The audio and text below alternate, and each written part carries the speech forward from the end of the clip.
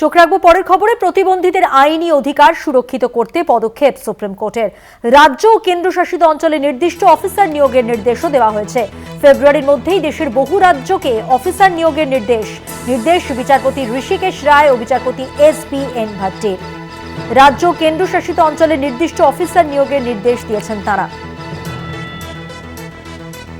ফেব্রুয়ারির মধ্যেই বহু রাজ্যকে অফিসার নিয়োগের নির্দেশ দেওয়া হয়েছে। প্রতিবন্ধীদের আইনি অধিকার সুরক্ষিত করতে হবে, তার জন্যই এই পদক্ষেপ সুপ্রিম কোর্টের পক্ষ থেকে। রাজ্য ও কেন্দ্রশাসিত অঞ্চলে নির্দিষ্ট অফিসার নিয়োগের নির্দেশ দেওয়া হয়েছে। ফেব্রুয়ারির মধ্যেই দেশের বহু রাজ্যকে অফিসার নিয়োগের নির্দেশ বিচারপতি ঋষিকেশ রায় ও বিচারপতি SBN ভাট্টির।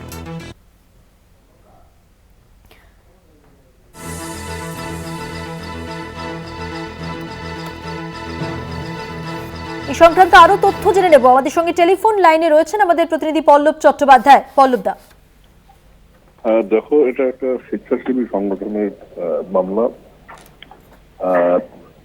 প্রতিবন্ধীদের নাগরিক অধিকার সুরক্ষিত রাখতে 1995 সালের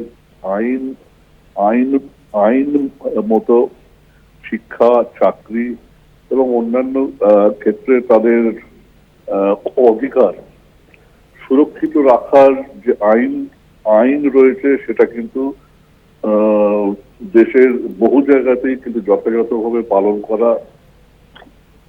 পালন করা হয় না বলে রয়েছে। সেই অভিযোগে মামলাতে সুপ্রিম কোর্ট আজকে সাফ জানিয়ে দিয়েছে যে যেসব রাজ্য এখনো ওই আইন যথাযথভাবে কার্যকর করার জন্য নির্দিষ্ট অফিসার নিয়োগটা করেনি, তাদের কিন্তু ফেব্রুয়ারি মাসের মধ্যে সেই নিয়োগ কিন্তু সম্পূর্ণটা করতেই হবে।